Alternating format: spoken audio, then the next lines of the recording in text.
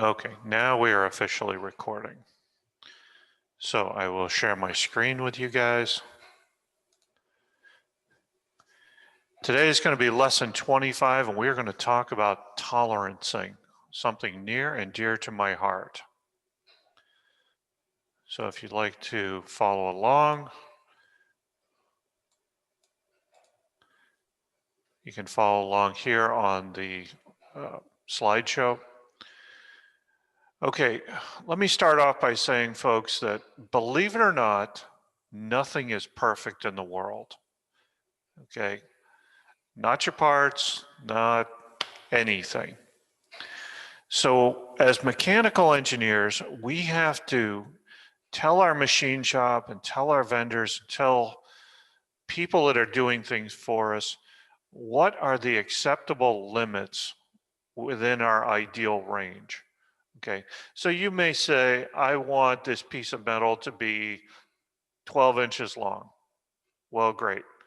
It's not going to be. It might be 32nd of an inch, one way or the other. And you got to tell people whether or not that's okay. And that is the crux of tolerancing. So far, we haven't paid a lot of attention, but what I'd like to do now is actually look down to this little tolerancing box right here. I've been telling you guys, always do 3 decimal places on your measurements. So implied in that is that an acceptable range is plus or minus 0.005 inches. So if I want ideally 1/8 of an inch, I'll accept anything between 0.120 and 0.130. That will be all acceptable. So a lot of you guys aren't going to have a good feel for what 0.005 means. So let me give you what I consider kind of like the calibration tool. And that's a piece of paper is 0.003 inches thick.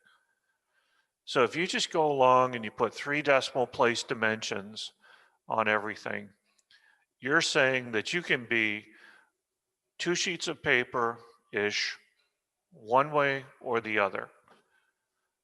That's pretty tight, I gotta tell you. But with tight tolerancing comes high cost. Okay. So if I were to go up to 2 decimal places, I could be up to 3 sheets of paper one way or the other. I got to tell you, plus or minus 15 on a modern production machine that's computer controlled, that is much, much easier to hit. The general rule that I was always taught, and this is just a totally back of the envelope rule of thumb, is that for every decimal place that you increase after the dimension, the cost of your part goes up by a factor of 10. So if I have, something that's 1 decimal place and I'm plus or minus 30, that's the kind of thing that, to first order, you could probably just cut with a bandsaw. If you're doing something that's 2 decimal places, okay, you got to be more careful. You might have to go millet or some kind of precision cutting tool. And when you get to 3 decimal places, you are absolutely in the CNC range. Now, if I go to 4 decimal places, it's not only computer cut, but now I've got to computer cut it to get a rough shape. Then I have to go in and precision grind it. It becomes really, really expensive. So always be cognizant of what you're asking the machinist to do. The more precise you need to be, the more money it costs. Okay, so that's great. What I generally see young engineers do, which is totally wrong, is they'll say, oh, I need really precise parts so that my stuff always fits together. No, not the case. Okay, you can make really, really precise parts, and all that means is you're going to have the same fit up problems every single time. Versus if you put a loose tolerance, you may get it some of the time. So don't think that precision is the cure for bad design. It is absolutely not. It will, however, raise your cost every single time. Okay, so let's say that you want to deviate from this. And maybe not everything on your part needs to be super high precision. And I've put an example that I kind of like out in the slideshow. So if you want to download this gasket drawing and gasket model, you're welcome to click along with me or just watch. Either way is fine. So I'm going to go over to Solidworks. Here's the drawing. So let's think about this thing, okay? This is a gasket, and maybe we're back on our V8 and I need to put a gasket between the carburetor and the intake manifold or some other part on the car. It really doesn't matter. So let's dimension this thing. So I'm going to go from this side to this side. I'll go from the top to the bottom.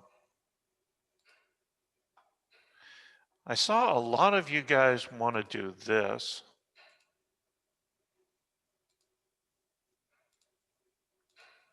On some of the past work, and I kind of let it slide because I hadn't talked about tolerance yet.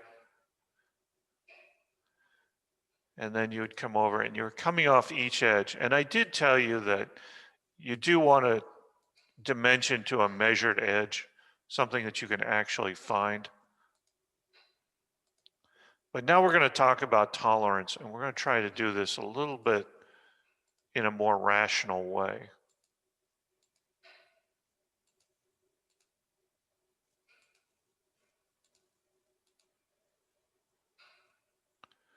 And let's see, we'll do this. Whoops.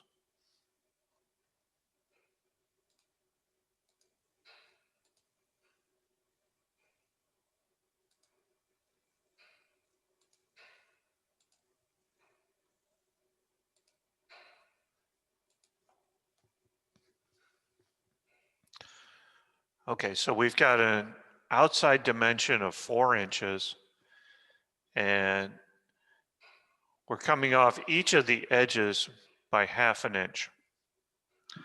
So that is really not the best way to do this, okay?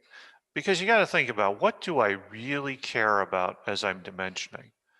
Well, I don't care about where the edges are so much, but what I do care about is that this bolt pattern matches whatever I'm bolting up.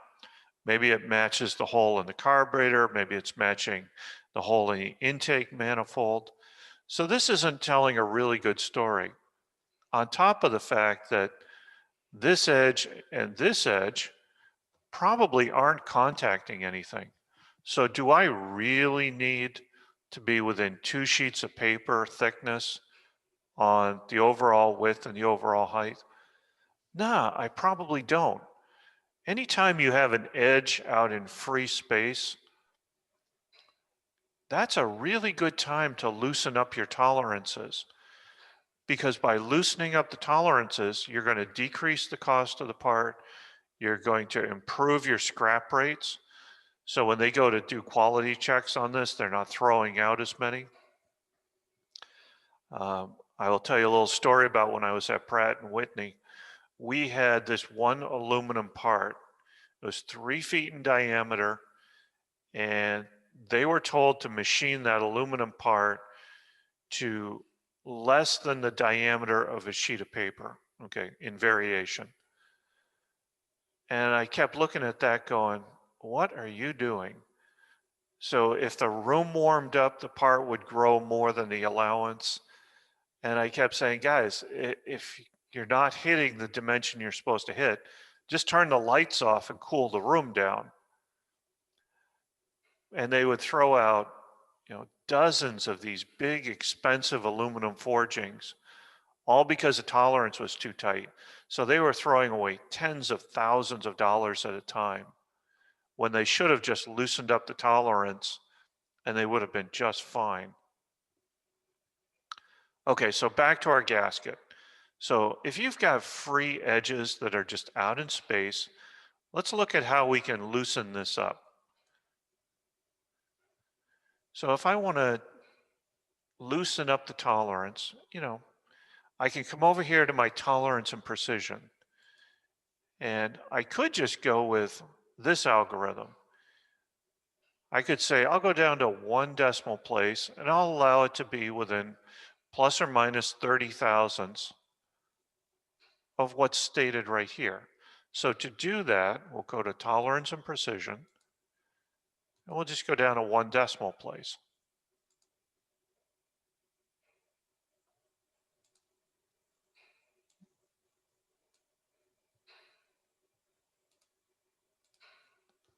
Okay, so that allows it to be plus or minus 30.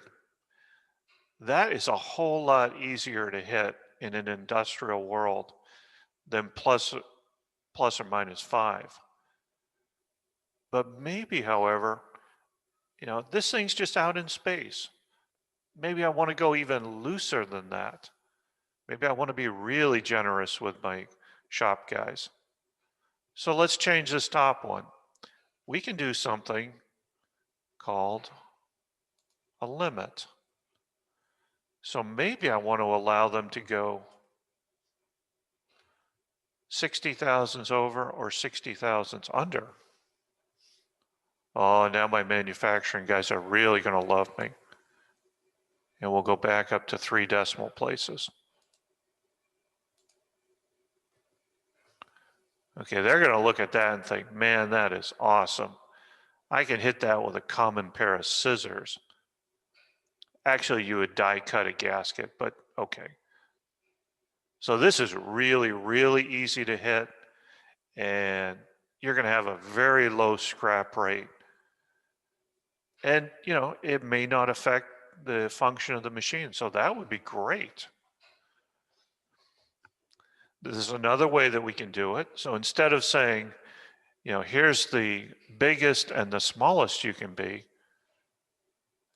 sometimes we do symmetric.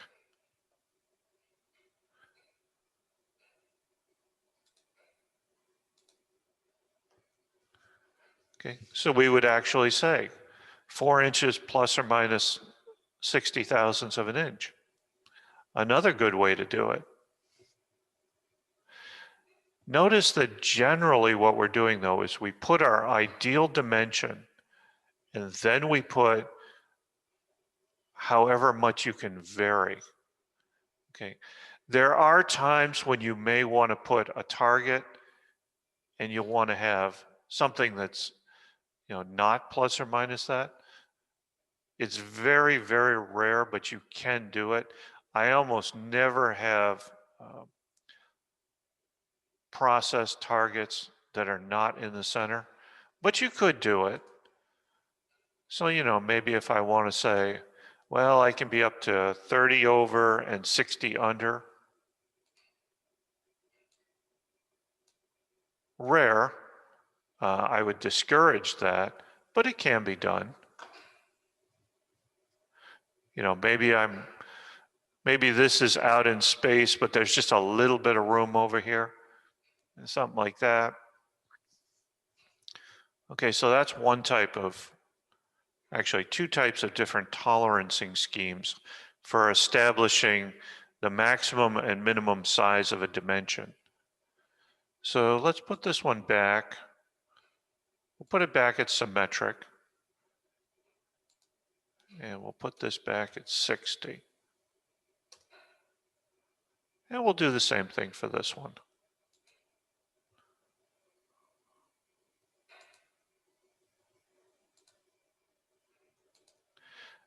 Notice when I'm doing this, it doesn't matter how many decimal places I put anymore, because I'm overriding what's down here in the tolerance block.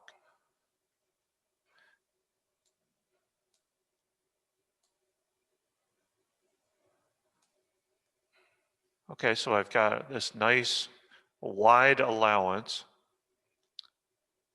But that means that these holes can now move all over the place because they're moving with the edge. Well, that's not really what I want. Okay, I can have these free edges out in space, but I want a nice tight control on this hole pattern so it matches with the carburetor, it matches with the intake manifold, it matches with the other stuff in my machine. Okay, so let's get rid of this and do something a little more realistic.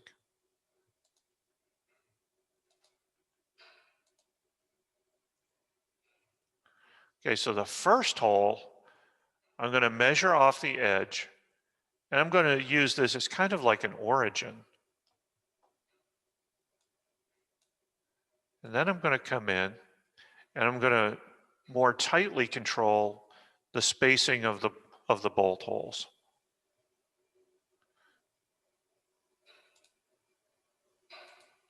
So I go from this one to this one. So this one, maybe I want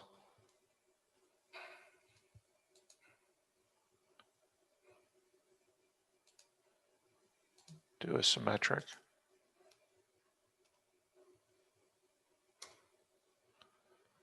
So 10 thousandths might be appropriate. And then we'll do from this one down. I'm going to have to move some of this around.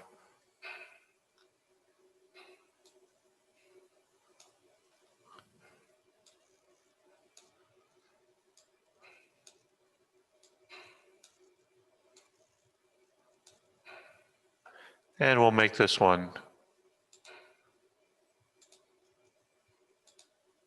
10 also.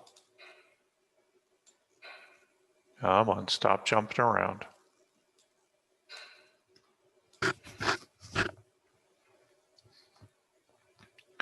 Okay, so now I've got an outside that can vary. It's not touching anything, but I'm accurately controlling the holes that are then going to mate up with other components. Much better way to do things, folks. Do you need to change the tolerance on the 0.5 there? You could. Okay, so if you don't care where the entire pattern is on the outside cut, sure. So maybe I only care that it's, let's say 2 decimal places worth of accuracy.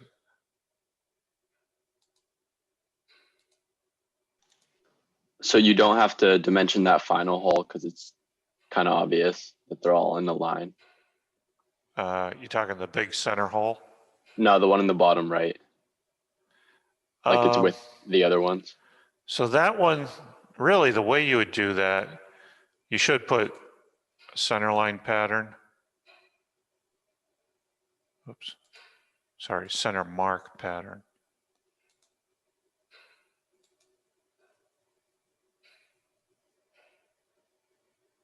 It's not the slot ends.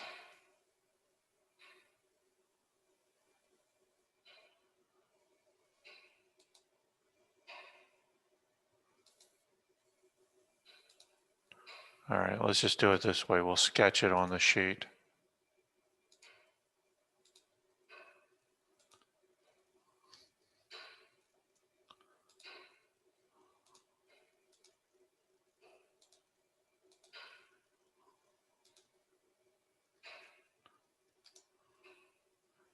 And if we go and change it to,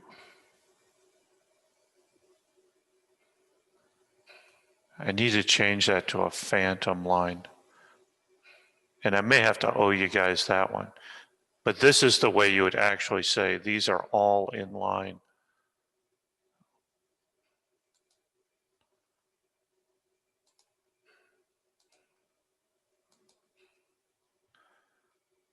Yeah, so just doing a vertical dimension like that, that's not going to cut it.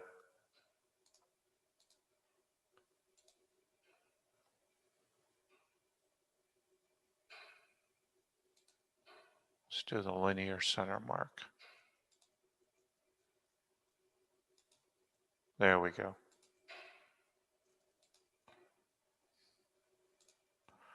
So if you do the linear center mark pattern, that's going to tell you, okay, those are all in line. And then you don't have to put any more dimensions on.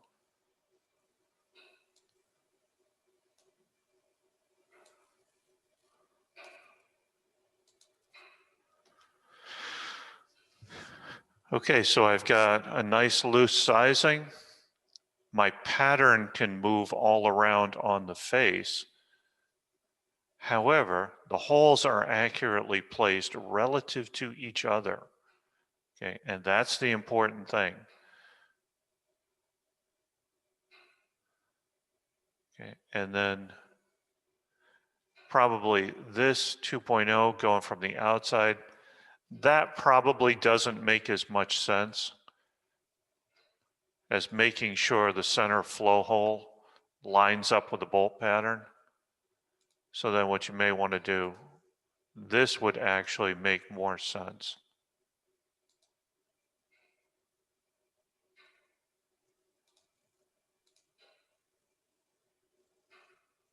Let's see, we'll put it over here.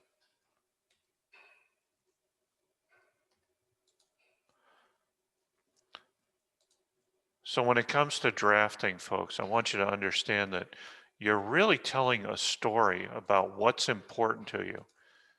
Most of the time we call it capturing design intent.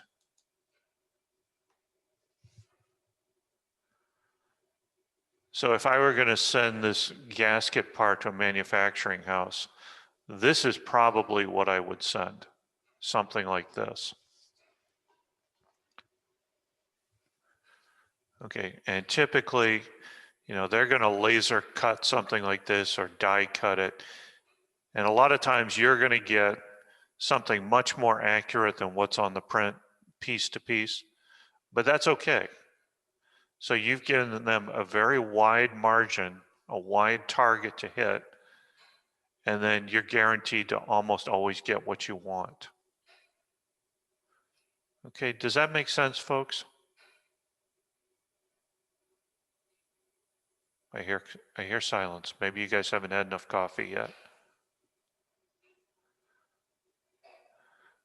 Okay, so if I were to give you a takeaway message from this, it would be always center your process. So if you want 4 inches, put 4 inches down and then put the allowable variation from it. Almost never do an offset process where you say, here's the target, but you can only be a little bit or a little bit, you can be more up than down. You know, that's generally not good. So you're probably saying to yourself, okay, great. So he's telling me that I can put all these numbers and have all of this kind of weird variability, but what do I put? Okay. When I was sitting in your chairs and my professor gave me this same speech, it never made any sense to me because I didn't understand, you know, what do I put here? How do I know what's reasonable to say? And this is where we're going to go back to our presentation. And I have to admit that until you start going out in the world and you deal with different processes, okay, tolerance should always match your process, which is really hard because you haven't gone through that. And Professor Koda is going to go through that in great depth with you guys, okay? But let's take an example, okay? So if I've got this machine, which I have here in Crosby Hall, this is called a Tormach. It's a CNC mill, and it's got a computer on board. It drives the cutting head right here. The company that makes this says that it can do plus or minus 0.001 inches when it's brand new. So if I try doing, you know, machine tolerances to, you know, 1,000th, half a thousandth, something like that, It's never going to do it. It can't. And a lot of it is very simple. You come in the morning, you hang your coat up, you have your coffee, you start this thing up, and once the motor starts running, all of this head warms up. And the warming up of the head actually makes it move. Okay, so the tolerances from part to part start to change as this thing grows on a microscopic scale. So there's only so much you can do with milling. Okay, so some general rules of thumb. If you've got computer controlled, computer cut parts with a mill, 10 thousandths, piece of cake. Can hit that all day long. Okay, 5 thousandths, once you start getting in plus or minus 2 sheets of paper either way, it's reasonable, but you got to mind your P's and Q's. Okay, 3 thousandths, not so easy. You got to be really careful on that one. And if you want closer than plus or minus 1 thou or a third of a sheet of paper, not happening.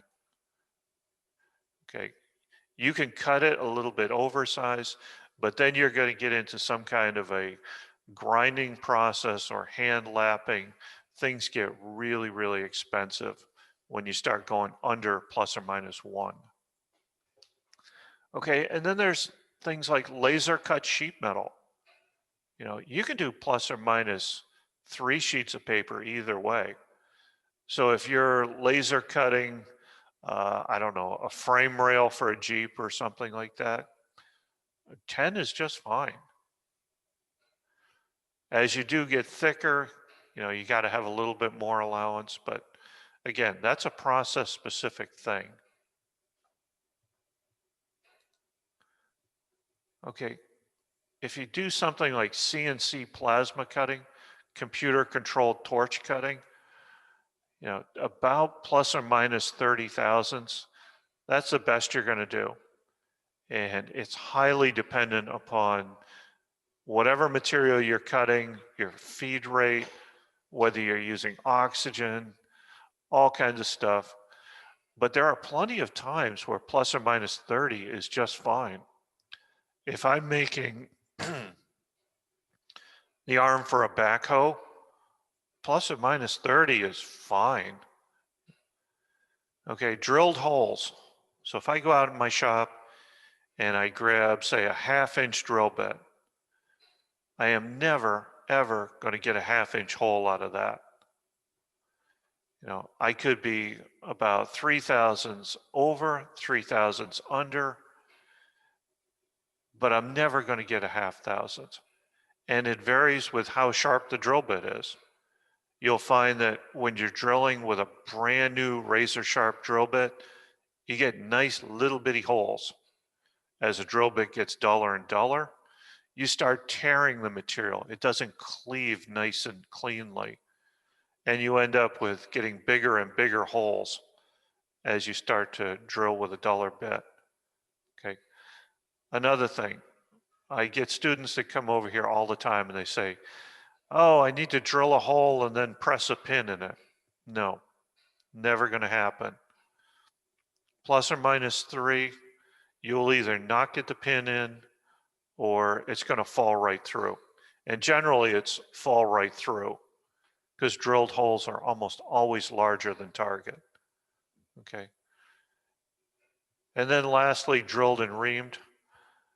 This is about the best hole you can make without going to some kind of exotic grinding. So you can do plus or minus 1 with a really sharp, nice reamer. So you make the hole a little bit undersized, and then you'll take off that last little bit of metal. And reamers do some really nice precision holes.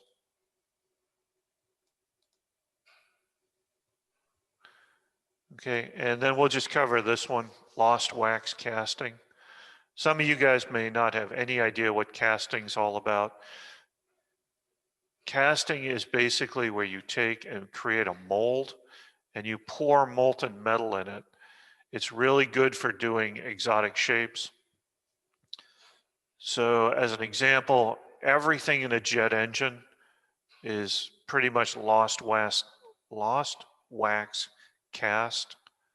So we make a wax shape, we put a ceramic shell over it, we put the object in the oven, and we melt out all of the wax so that we have this intricate internal cavity. And then we pour metal in it and let the metal cool. And then that's how you get your jet engine blades. Plus or minus 45 thousandths, that's about the best you're gonna do. So you make the object a little bit fat and then you do some finish machining on it.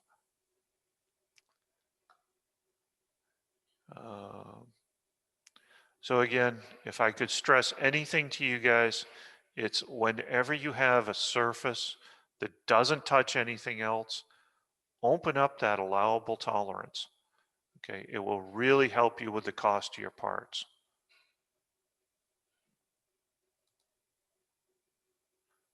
So again, until you get into process, tolerance is not going to mean a whole lot, but just know it's out there as a thing. Okay. This one, we have already gone over design in context. So for example, if I want to edit an object that's in an assembly, we did this with the bolted plate example back when we started assemblies. So this is kind of an old slide. Do you guys want me to go through this again, or are you good with this? I hear silence. What is it saying you can do? Just edit the part from the assembly? Yeah, you can edit the part in the assembly. Have you guys been doing that on your Stirling engines? Yeah, I think I'm good on that at least. Okay. Anybody else want to hear that? Or should I just open up the floor to whatever questions you may have on the Stirling engine? I hear a lot of silence. I think we're already on turkey break. All right. So then what I'll do is I'm going to cut you guys loose then. If you want to work on your Stirling engine at this point and have me around to ask questions so that your meetings go smoothly, I'll just let you do that for the last 28 minutes. So feel free to pull up your Stirling engines and have at it. For the meetings, do you want the Stirling engine to be like built like as an assembly? Yes. Okay. Because you're going to need to show me that, well, ideally you're going to show me that you can spin the crankshaft and the displacer goes up and down and you're not plowing the displacer through the bottoms of the cans. So that's going to be the acid test of whether you got the connecting rods the right length and the bottom can the right length. I have one question about the piece of part drawings of the Stirling engine. Yes, go for it again. So I actually did all of my piece of part drawings, but I watched one of the like old lectures, and I stay in between, like put the fully dimensions or just put the height and the width of the object. Okay. So anything that you make, so for example, the CD hub, the crankshaft, that's got to be fully dimensioned. Anything that you just buy that's a purchase part, you don't need fully dimensioned. Just put maximum length, width, and height as a reference dimension because you're not controlling it. And maybe you want to call out just the mating faces. So like the elbow, put in the inner diameter of the two ends. That's it, all done. Don't need anything else. Okay, thank you. Anything else, guys? I finished like a draft of my model, so I have all the PDFs like merged together and everything. Okay. I just wanted I was wondering if you could take a look at it before I turned it in.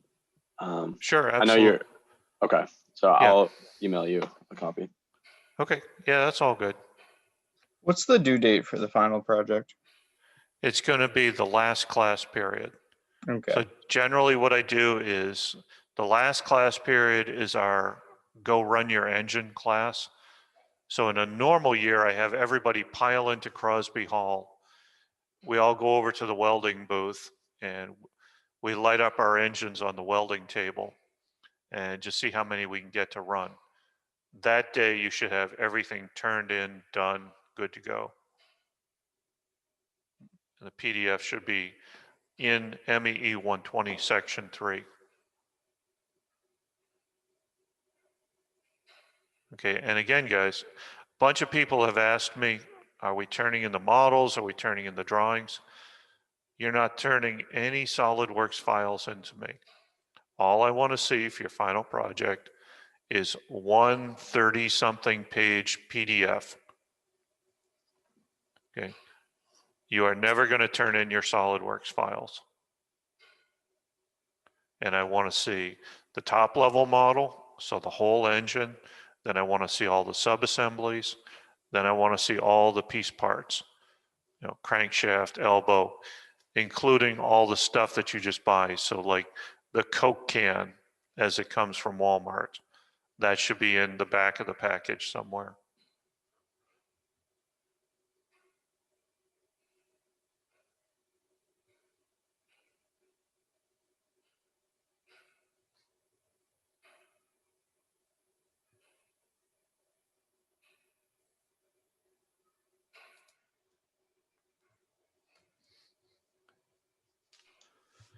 Okay, I sent you that first draft.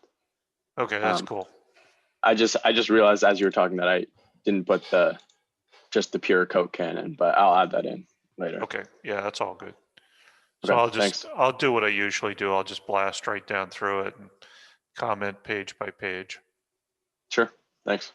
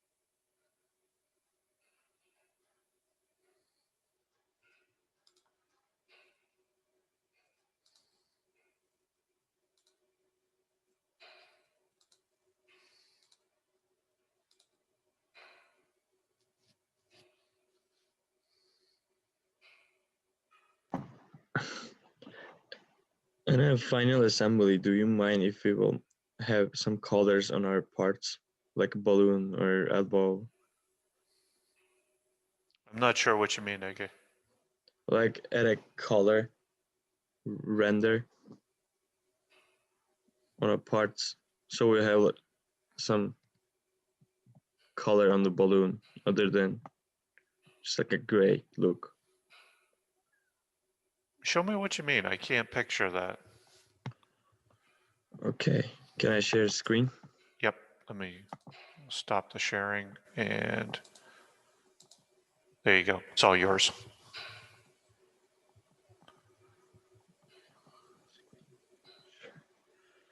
For example, like I have some color on the balloon and color on the Coke can. Oh, that's fine. Yeah, if you want to do something cool and add the decals or any of that stuff, sure. None of that transfers over to the blueprint. Okay. Yeah, absolutely. Now, I have seen in the past, students will give me like a page with a photo rendering or some kind of a JPEG and then the print. You know, I'm not looking for a bunch of JPEGs in the packages. I don't know where that ever came from. It should be all just blueprints from page 1 to the end. And I don't even care if it has a cover page. That's not important to me.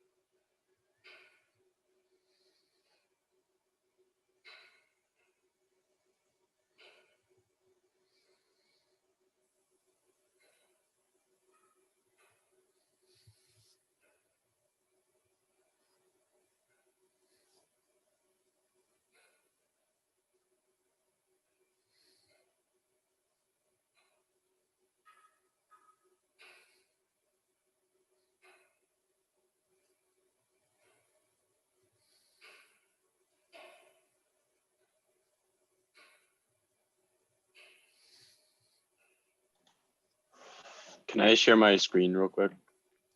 Yeah, absolutely. It's all yours.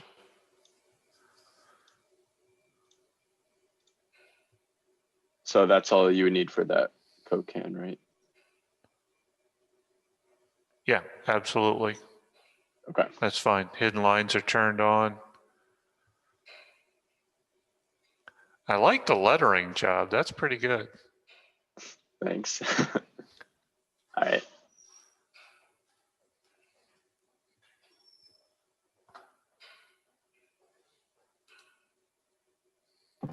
So in the Coke can, should we show the thickness too? It's not really necessary.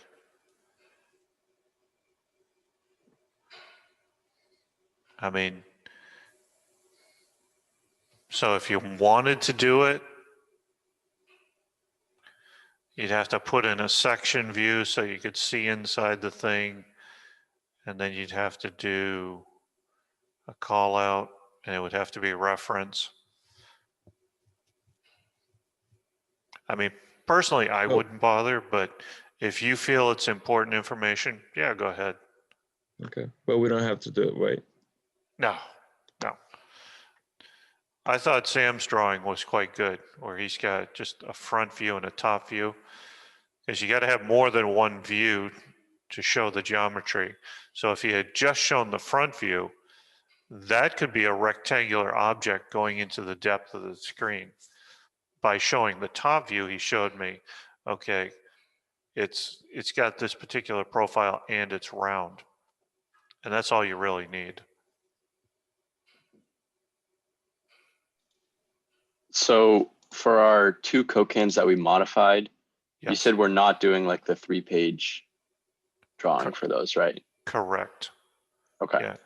Just say the material is Walmart part number, whatever, whatever, and then fully dimension the changes that you make. Okay. And on the top can, you may want to put the diameter as reference and the height as reference, because you're not controlling that aspect.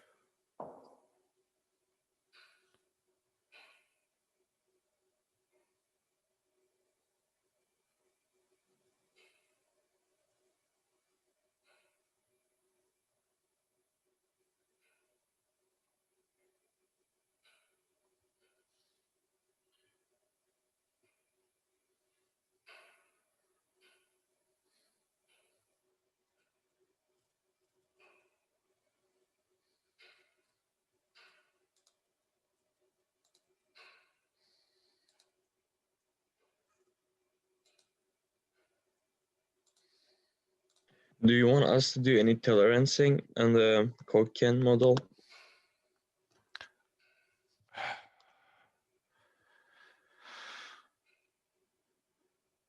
So let's see, what would you do? You could tolerance, say, the cutout window on the front of the can. So if you wanted to say the cutout window on the front is 1 decimal place, that would be quite reasonable. Or if you wanted to go plus or minus, say, 60 thousandths on the cutout window, that'd be fine.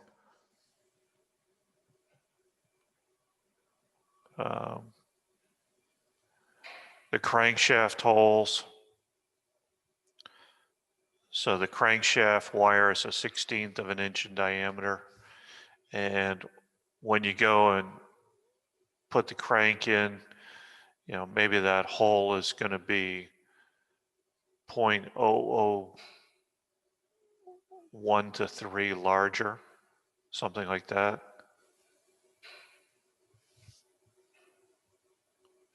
So that could make sense.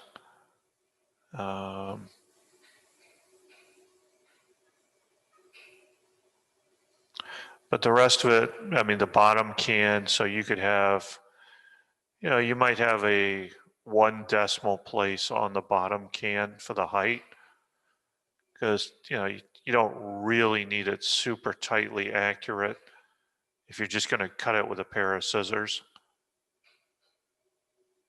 You know, you could even go, yeah, you could go plus or minus 30 on the height of the can and hit that by hand.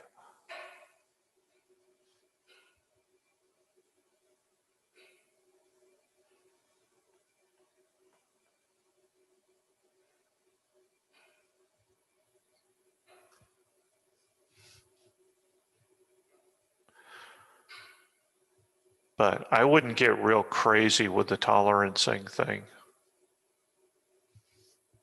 especially where most of your components are going to be purchase parts.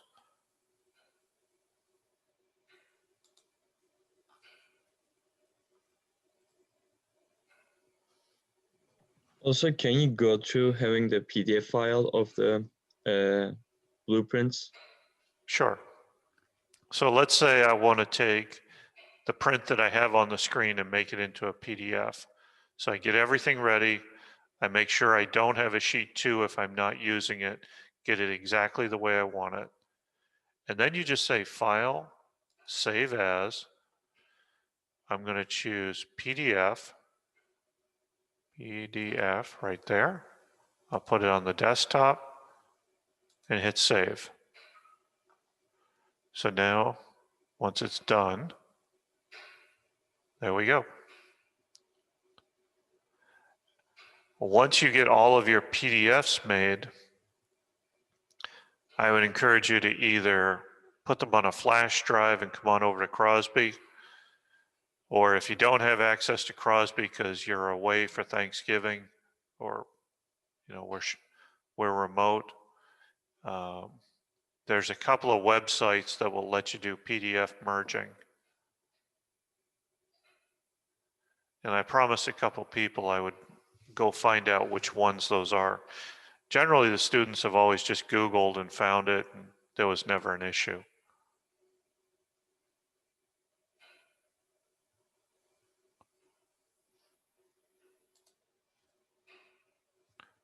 I have another question. Sure, So, Ege. I know I'm asking a lot of questions today, but well, this is a school, you know. We do accept questions. Go ahead. I know we go through, put 3 different sheets on the blueprints of the assembly drawing. Yes. But if we don't have to do exploded sketch, which is, for example, we have a bottom Coke can, or we have elbow that we cut through a hole wizard because of the fit on the Coke can, and we don't need any exploded sketch on those, do we still need to go second and third, or like only No, second? no. So on the cut Coke cans, just do a single page. So your material will be Walmart, part number, whatever it is I gave you. and then you'll put the overall height. So on the top can, the overall height will be reference, and then fully dimension any changes you want to make. But that's it. I mean, exactly what you're saying. So you would go to page 2, you'd do the explosion, but you've only got one part. It doesn't make sense. Page 3, bill of materials, you've only got one part. Doesn't make sense. So I would just leave those other 2 pages out, do a single page, and call it good. Okay, thank you.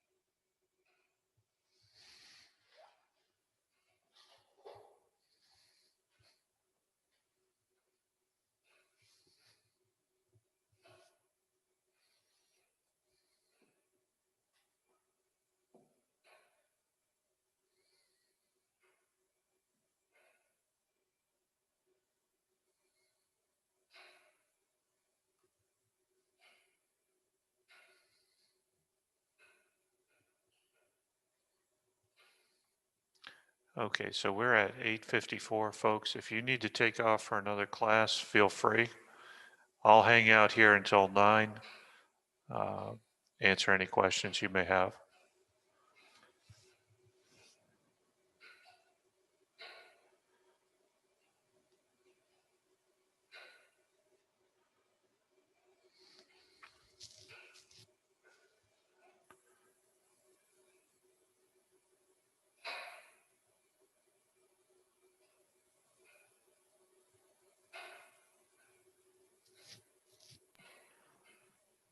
Have a great whole day. You too, Ege. Take care. Thank you.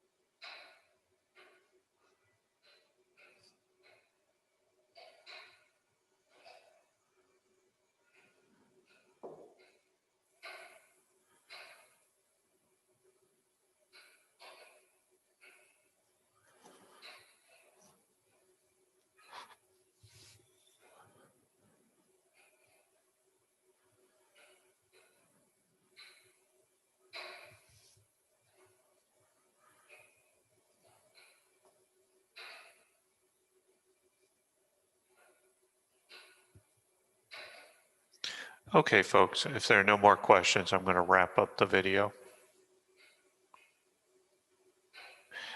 Have a great Thanksgiving. Bye.